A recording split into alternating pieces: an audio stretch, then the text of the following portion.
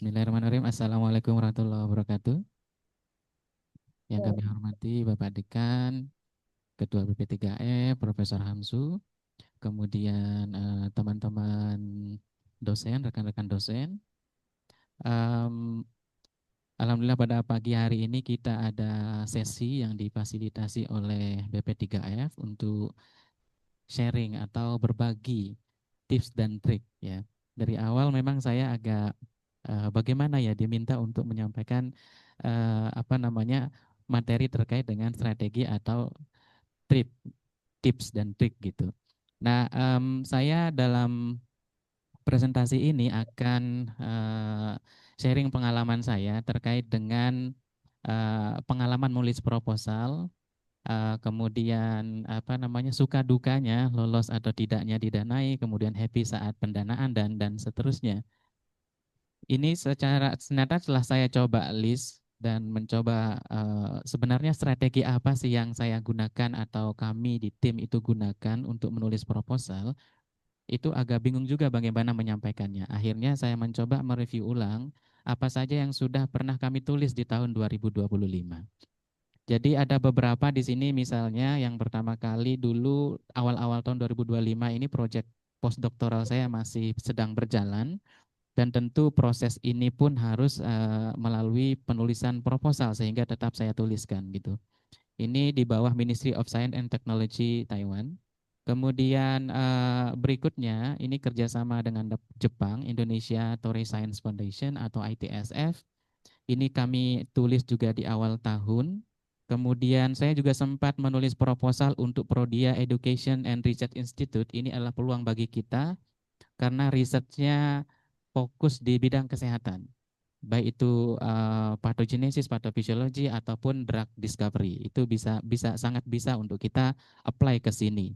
PERI namanya, ya. Kemudian ada yang agak unik di situ saya coba juga apply ke Kurita Asia Research Grant atau KRG. Ini adalah pendanaan dari Jepang. Uh, Meskipun apa namanya Kurita ini atau KRG ini spesifik risetnya pada bidang lingkungan. Nah, seorang farmasis atau seorang yang bergelut di bidang biomedis, apa yang bisa dilakukan? Disitulah challenge kita untuk memikirkan ide, begitu. Nanti saya akan cerita lebih banyak bagaimana detail atau seperti apa kami mencoba mendevelop ide dari tipe research yang diinginkan oleh pendonatur. Gitu. Kemudian kita juga Jadi kami ini dapat proposal kerjasama Indonesia-Malaysia diwadahi oleh Dikti Saintek juga waktu itu kerjasama dengan BRIN atau disingkat dengan MIC, ya, Indonesia MIC. Pernah juga kami apply research grant, ini yang grant riset sawit, ini besar pendanaannya, um, mungkin tidak begitu populer di bidang kesehatan, tetapi di situ ada celah kita bisa masuk untuk apply proposal penelitian di bidang kita. Karena di situ jelas ada kalimatnya eksplorasi senyawa-senyawa unik dari minyak ataupun limbah produksi sawit.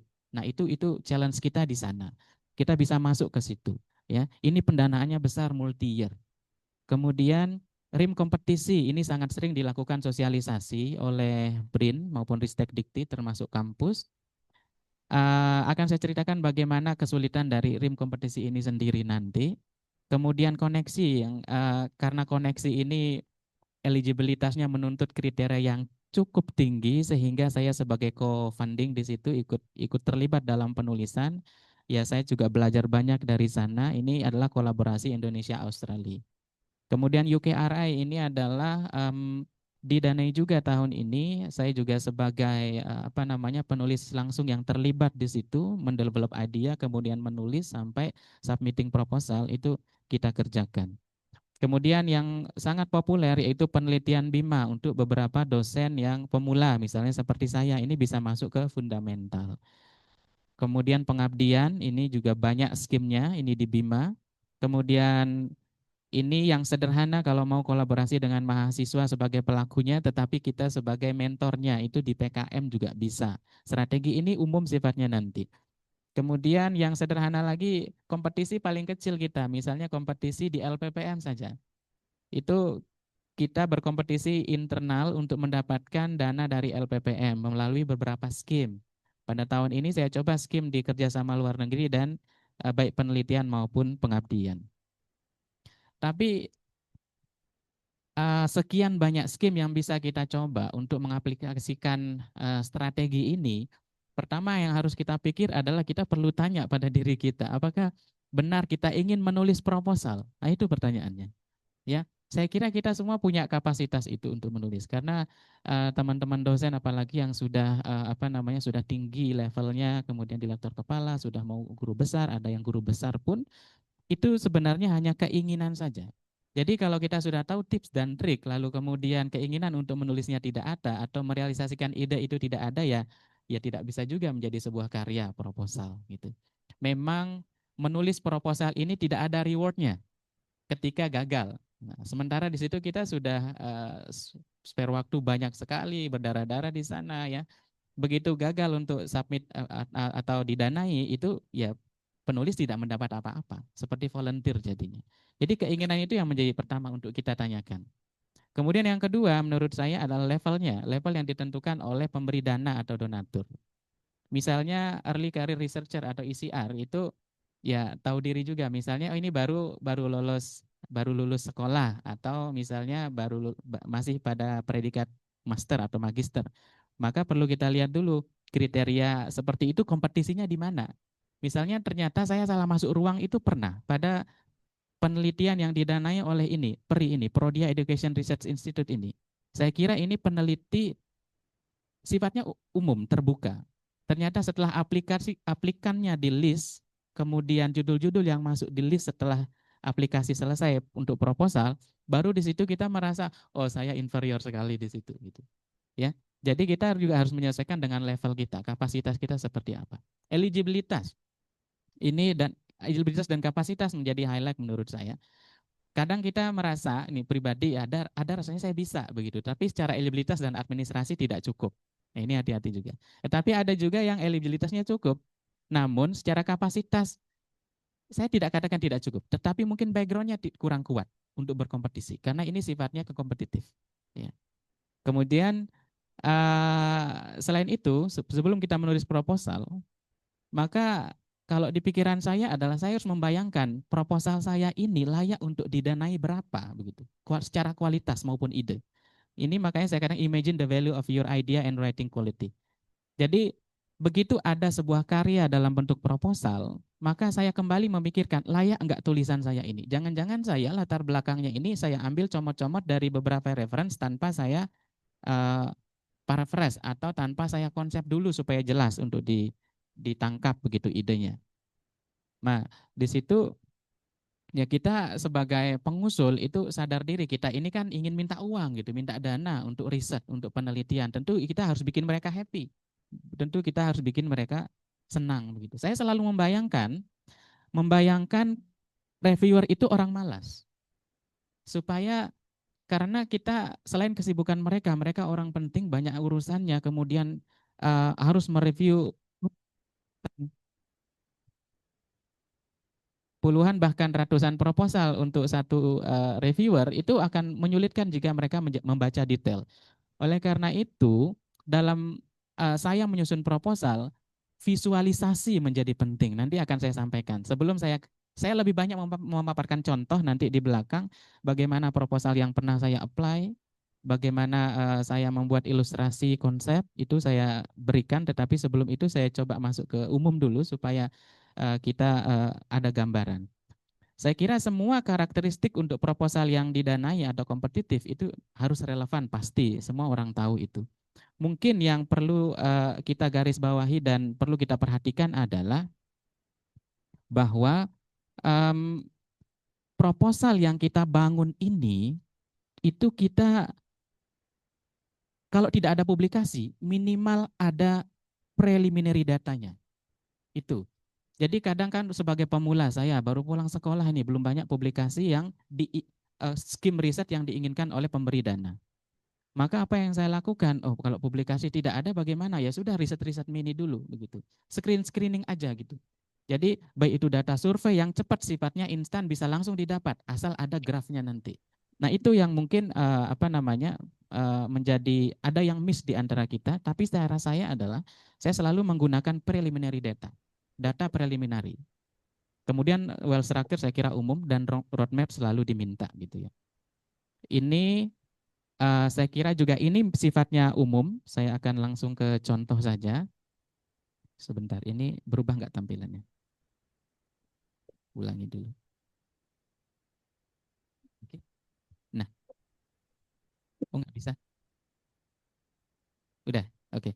Baik, maaf. Eh, Terkait dengan strukturnya bagaimana? Setiap pemberi dana itu punya formatnya sendiri-sendiri.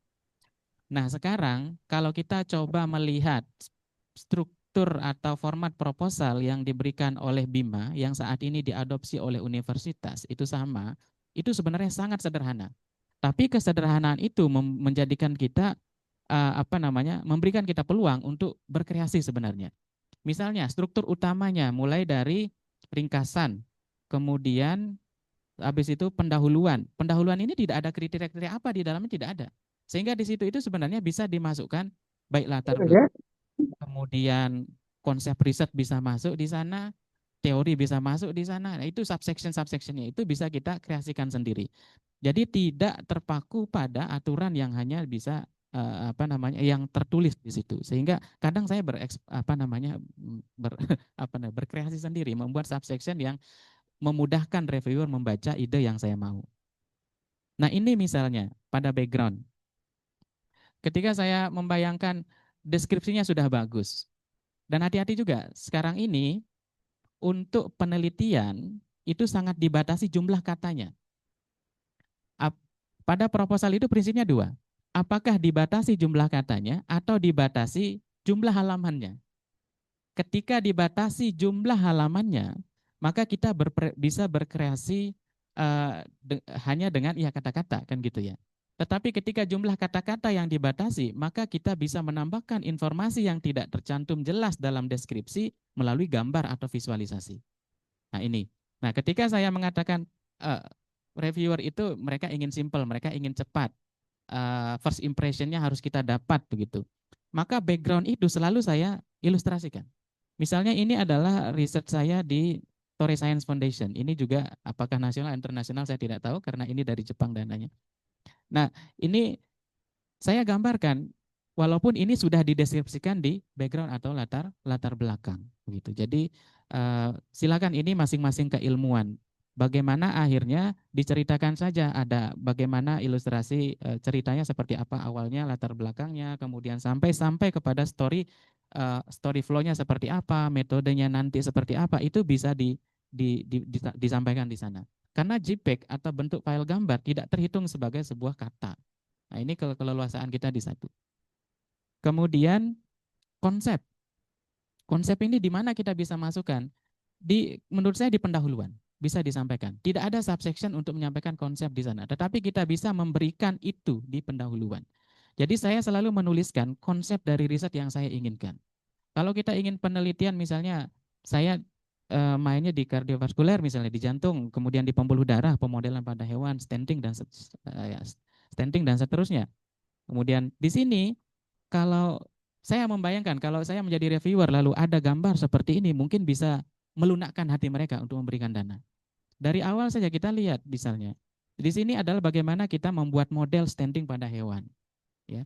Kemudian hewan model kita bagaimana cara perlakuannya. Tidak hanya itu, teknologi yang kita gunakan juga teknologi yang misalnya advance atau baru sekali.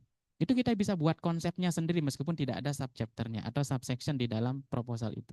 Buatlah di dalam pendahuluan. Bahkan ada teman saya dari UNER itu, dia tidak ada lagi space tempat menempatkan roadmap. Dia tempatkan di ringkasan penelitian, goal pendanaan. Boleh-boleh saja itu kita berkreasi ya. Kemudian ya roadmap saya kira banyak yang lebih bagus daripada ini. Ya intinya adalah roadmap yang kita tulis adalah yang menguatkan pada riset atau ide yang kita ajukan pada saat itu. Banyak metodenya, ada yang model ikan, ada yang model panah, model gunung, macam-macam. Ya kalau misalnya agak-agak kaku ya seperti ini cara buatnya begitu. Nah ini misalnya pada tahun 2025 apa yang saya inginkan ya tergambar di sini. Kemudian meskipun proposal ini didanai 1 tahun, saya punya future work karena tidak mungkin proyek itu selesai 1 tahun. Ya, itu seperti bermimpi. Jadi tidak, mereka juga paham kok. Tidak apa namanya, kalau kita too ambisius juga ketahuan gitu, too much. Nah, akhirnya di 2026 buatlah planning lanjutan dari 2025. Nah, ini kalau researchnya misalnya memang 1 tahun. Jadi saya meng-highlight ini warna ini memang karena inilah yang akan kami lakukan 2025 begitu. Kemudian ini yang penting juga selalu saya buat dalam proposal saya, baik itu ada ataupun tidak ada sectionnya adalah preliminary data yang kita punya, rasionalnya dan expected outcome. Meskipun riset ini akan dilakukan, itu dari data awal yang saya punya, kemudian dikaitkan dengan referensi atau artikel review yang ada, itu akan masuk ke studi rasional, lalu saya kaitkan dengan outcome yang kita harapkan gitu. Jadi bisa dibuat section ini. Saya kira ini bisa masuk ke dalam pendahuluan, memperkuat baik itu latar belakang maupun studi pustaka. Apa jadinya? Saya membayangkan begini. Jadi kalau saya punya uang lalu orang minta, tentu kita harus bikin mereka percaya begitu. Nah, di situ kita kalau bisa mengilustrasikan data awal kita, baik itu preliminary study atau pilot study, kemudian dengan studi literatur kita kaitkan, maka outcome kita kan hampir precise di situ. Ini akan mengarahkan kepada hipotesis yang kita buat. Nah, ini selalu saya buat itu. Ya. Kemudian knowledge gap, di mana kita bisa masukkan, selalu saya buat. Ini adalah capturean dari proposal yang saya buat juga. Ini saya masukkan ke PERI waktu itu, namun tidak gagal, tidak lolos pendanaan. Proposal ini masuk ke 10 besar finalis, sempat saya presentasikan. Jadi di awal aplikannya saya masih ingat betul 312 aplikan. Kemudian yang didanai hanya 3, 10 besarnya dipanggil untuk presentasi. Proposal ini masuk 10 besar. Nah, waktu presentasi di situ saya merasa inferior sekali melihat aplikannya. Ya, mereka banyak profesor dan rekornya udah jauh. Tapi tidak apa-apa, di situ kita belajar. Nah, di sini saya capture idenya bahwa penting menunjukkan knowledge gap selain kita mendeskripsikannya. Jadi kalau teman-teman mendeskripsikan knowledge gap di latar belakang, maka lebih baik lagi diilustrasikan saja. Nah, ini saya coba buat. Misalnya di sini saya ingin melihat hubungan antara enkederin dengan pada vascular cell gitu. Ini pada proliferasi di vascular cell seperti apa, di cancer seperti apa. Ini kok turun, ini kok naik. Lalu knowledge gap-nya di mana? Tulis aja besar-besar unknown. Nah, inilah yang saya mau eksplorasi gitu. Jadikan ini sebuah feature. Bentuk dia scientific bentuknya. Ini akan memudahkan, mungkin bisa membuat tampilan dari proposal kita lebih proper gitu. Lebih jelas lagi, ini adalah cara saya, ini cara satu saya, kemudian cara lain saya pernah mengajukan proposal itu mengaitkan apa yang sudah dilakukan secara in vivo maupun in vitro, ini in vitro yang sudah dilakukan sebagai record 2019 sampai 2024. Kemudian ini in vivo yang pernah saya lakukan. Kemudian ini preliminary data yang saya tampilkan dalam proposal itu. Lalu apa unknown-nya? Tulis saja. Ini akan memberikan gambaran bagi reviewer itu, oh ini yang dia maksud kalau dia gagal paham dengan deskripsi yang kita buat gitu. Ya. Nah, ini juga mengantisipasi terbatasnya jumlah kata yang kita gunakan. Kalau kita tidak cukup jelas mendeskripsikannya, maka buatlah ilustrasinya. Nah, ini kaitkanlah mind map ini. Ini saya lihatkan apa yang sudah diketahui dan tidak diketahui. Oke, kemudian preliminary data, bahkan suggested biological mechanism-nya kita bisa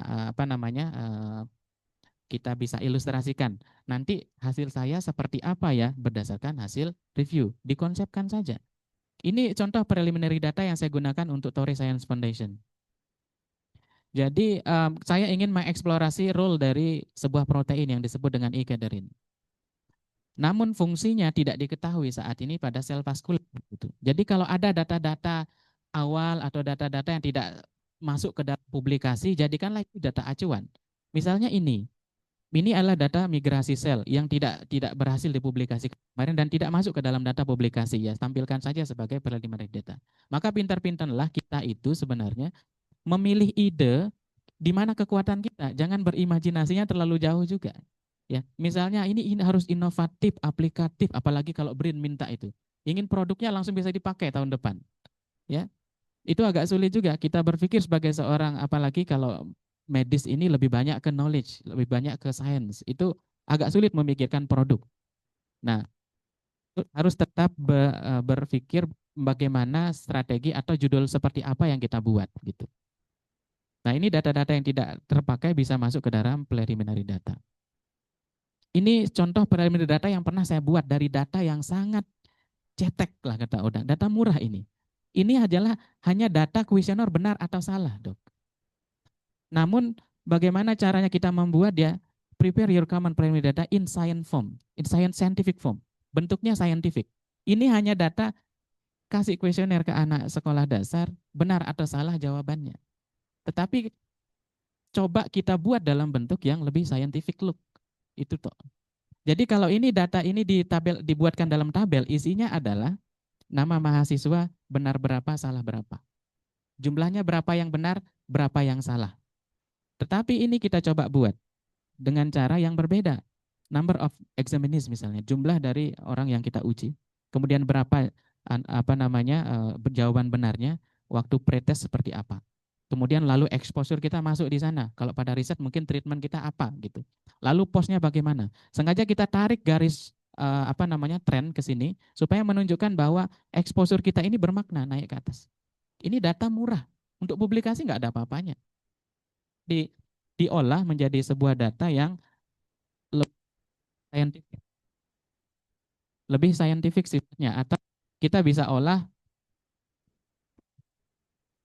kita bisa kreasikan itu bentuknya scientific seperti data jurnal. Kan reviewer bisa lihat ini keseriusan kita seperti apa dalam membuat sebuah karya proposal. Ya, kalau sebenarnya dilihat ini ditabulasi saja selesai, bentuknya tabel, tabel satu selesai. Tapi kita punya cara. Nah itu dia. Ya. Ini adalah parameter. Parameter yang biasanya dalam metode itu orang mendeskripsikan metode itu dengan deskripsi. Kadang beberapa metode yang bisa diilustrasikan, saya buat ilustrasinya. Jadi misalnya dalam pemodelan, bisa saja saya deskripsikan bahwa hewan yang saya uji kemudian dibius, setelah itu dibedah pada arteri pahanya, kemudian dimasukkan kawat insertion bla bla bla dan seterusnya. Itu mengimajinasikan mereka. Boleh saja hal-hal yang seperti itu yang sifatnya sangat imajinatif divisualisasi untuk mempermudah. Kemudian apa? Lalu parameter yang ingin saya tunjukkan, saya berikan di sini. Ini parameter yang ingin saya dapatkan dari model ini, gitu. Ya dijelaskan dalam figure-mu. Ini figure-nya, kemudian ini, data collected from this model are displayed in blue color. Ini. Bahwa data yang saya inginkan dari pemodelan ini adalah ini. Jadi jelas gitu. Yang penting jelas. Ini adalah, nah ini yang saya katakan antisipasi hasilnya, result. Jadi kalau kita sudah preliminary data, kemudian kita sudah review artikel, kemudian pustaka yang ada, kemudian untuk menjawab itu knowledge gap kita kan kita unknown itu sebenarnya, tetapi kita bisa predik, buatlah dalam bentuk skema juga bisa. Jadi expected result, bikin saja di situ hasil yang diharapkan begitu. Nah, hasil yang diharapkan di situ bisa dideskripsikan atau bisa divisualisasi. Biasanya saya menggunakan dua. Jadi dideskripsikan juga saya visualisasikan. Ini akan menjadi poin yang lebih. Nah, misalnya di sini pada uji in vitronya sudah selesai, tetapi uji in vivonya belum selesai. Maka saya jelas di sini propose result. Hasil yang saya inginkan. Kemudian pembagian kerja anggota. Ini juga penting. Jangan sampai kita itu comot-comot karena teman dekat, kemudian ilmunya tidak relate, meskipun kebanyakan kita begitu. Tetapi cobalah tunjukkan role-nya di mana. Ini tidak ada poinnya, tidak ada section tempat menunjukkan role dari peneliti. Tetapi kita bisa tambah, kalau kami kemarin menyiasatinya, kami menambahkannya di analisis data.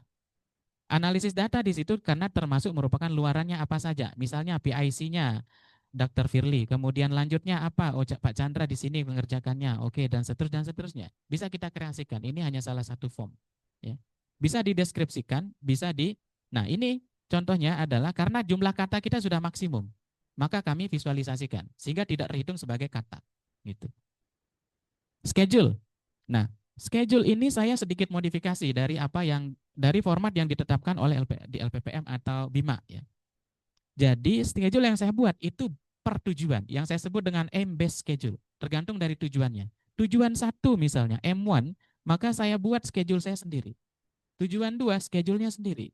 Tujuan 3, schedule-nya sendiri. Kalau kita buat schedule panjang ke bawah memang benar. Tetapi orang yang membaca tidak tahu milestone-nya di mana schedule ini. Jadi kalau kita bagi per section berdasarkan tujuan, tujuan 1, tujuan 2, tujuan 3 dari riset kita, lalu kita schedule, ini akan membuat proposal kita lebih bisa dipercaya pelaksanaannya. Ini hati-hati, mungkin juga kita banyak yang miss di situ, tapi saya selalu masukkan ke dalam proposal saya adalah selain anticipated result atau hasil yang diharapkan, itu saya selalu mengantisipasi kegagalan. Mengantisipasi kegagalan yang disebut dengan potensial pitfall. Jadi begitu menulis anticipated result dengan teori yang sudah kita bangun dari preliminary data, analisis, review, artikel, dan hipotesis yang kita bangun, pasti ada di situ chance untuk kegagalannya. Maka di situ saya selalu menulis section potensial jatuhnya di mana, lalu alternatif approach-nya bagaimana. Sehingga ketika peneliti reviewer tidak yakin dengan apa yang kita lakukan, kita sudah punya alternatif, bahkan sampai plan A, plan B, plan C bisa dibuat itu. Mudahan ada di sini. Saya buat, tidak ada ya. Jadi lanjutannya kadang saya buat dalam bentuk visual. Ini kalau ini masih deskripsinya yang saya capture, ada juga visualnya di bawah, saya lupa capture. Jadi unexpected datanya seperti apa, ketika unexpected terjadi, maka mitigasinya seperti apa.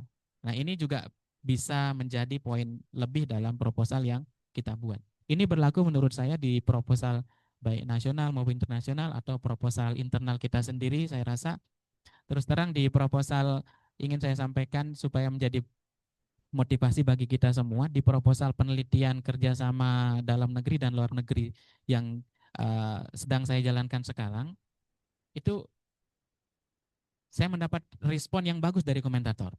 Jadi ini penelitiannya sudah sangat jelas mau apa begitu, sangat layak didanai. Gitu kan, happy kita. Berarti saya berhasil membuat reviewer happy gitu. Jadi intinya adalah kan dana itu di tangan reviewer. Mereka akan merekomendasikan kita kepada donatur untuk diberikan uangnya. Nah, saya kira itu. Maka kalau saya bisa simpulkan kekuatan dari bagaimana cara saya membuat proposal dalam versi saya, kita punya versi kita masing-masing dan teman-teman saya yakin juga pengalaman sudah banyak, itu lebih banyak ke visualisasinya. Karena tidak semua orang suka membaca, kemudian kesibukan mereka waktunya sangat terbatas, sehingga kita visualisasinya juga harus proper. Dan kalau kita punya data yang tanda kutip kurang bagus, kemudian sepertinya bukan data yang saintifik itu untuk bisa dijadikan preliminary data, dikemas saja bentuknya saintifik. Itu bisa juga meningkatkan trust dari reviewer. Kemudian gunakan kekuatan kita sendiri, background. Misalnya begini, background maksud saya. Jadi salah satu proposal yang saya coba apply tahun 2025 diberikan oleh Kurita. Kurita ini kerjasama Indonesia-Jepang. Itu penelitian yang khusus tentang lingkungan. Lingkungannya hanya mengambil skup air, tentang pencemaran, kemudian tentang penggunaan air. Lalu kita di biomedis ini ngapain, kan begitu ya. Akhirnya saya coba buka-buka juga kekuatan saya di mana, melalui profil-profil riset yang sudah saya publikasi. Misalnya, ternyata ada toxicity nih baru-baru publikasi. Kemudian isu apa yang ada melalui toxicity ini, ada isu apa di NTB, di Lombok begitu. Ternyata misalnya ini cara saya mentesis ide. Oke, kekuatan saya di toksisitas karena paper terbaru saya. Kemudian paper terbaru lainnya ada tentang penyakit vaskuler dan kardio. Kemudian di Lombok ini ada penambangan emas yang menggunakan perak, ya. Kemudian ilegal itu sifatnya. Kemudian limbahnya itu dibuang ke lingkungan. Nah, dibuang ke lingkungan itu ke darat maupun ke laut. Akhirnya ide yang saya bangun adalah bagaimana toxicity base. Bagaimana profil toksisitas digunakan untuk membuat regulasi di NTB. Kenapa kok NTB ambilnya regulasi? Research internasional selalu berakhir pada regulasi dan berdampak luas. Jadi Kalau kita hanya saya ingin menganalisis toxicity dari air, kualitas air di area penambangan liar misalnya, untuk apa? Kan gitu. Tapi kalau internasional sudah nanti yang disampaikan oleh uh, Dr. Asri sangat berpengalaman, impact-nya itu sudah diinginkan itu minimal itu satu pulau atau satu provinsi, satu negara kalau bisa tergantung besar pendanaannya. Karena skup dari Kurita ini segitu dananya, mari kita ambil skup yang secukupnya, misalnya NTB begitu. Jadi seorang ahli toksikologi misalnya, kemudian seorang ahli biomedicine mencoba menganalisis toksisitas air akibat penambangan liar, baik di darat maupun di laut, untuk keberlangsungan yang nanti akan dijadikan acuan untuk membuat regulasi supaya misalnya penambangan liar ini mulai ada aturannya begitu. Nah ini apa namanya, bagaimana kita membangun ide sesuai dengan kekuatan kita. Ya, ya, kita menggunakan kekuatan kita. Itu kekuatan kita bisa berupa preliminary data, publikasi kita sendiri, atau track record yang sudah kita bangun. Nah saya kira itu dari saya, tidak tidak banyak. Saya kira kalau ada hal yang baru silakan Bapak Ibu bisa gunakan. Saya yakin juga banyak hal baru yang saya tidak tahu dari Bapak Ibu yang sering mendapatkan pendanaan. Saya sangat ingin sekali mendengar dari versi lain sebenarnya. Dan kebetulan hari ini LPPM juga sedang ada penyuluhan tentang bagaimana lolos pendanaan proposal. Nah, saya kira itu dari saya kembalikan ke moderator. Kurang lebih saya mohon maaf. Assalamualaikum warahmatullahi wabarakatuh.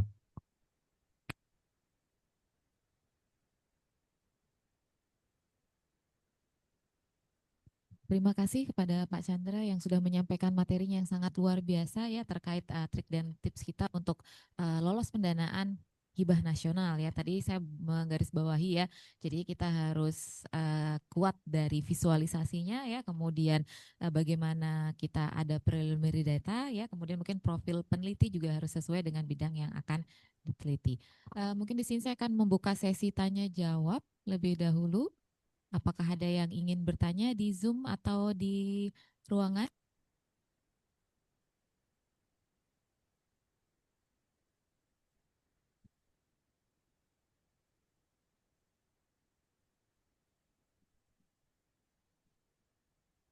Oke, kalau begitu berarti sudah selesai pembicara kami yang kedua kepada Bapak Apoteker Chandra Dwi Payana Hamdin MSc PhD. Kami ucapkan terima kasih.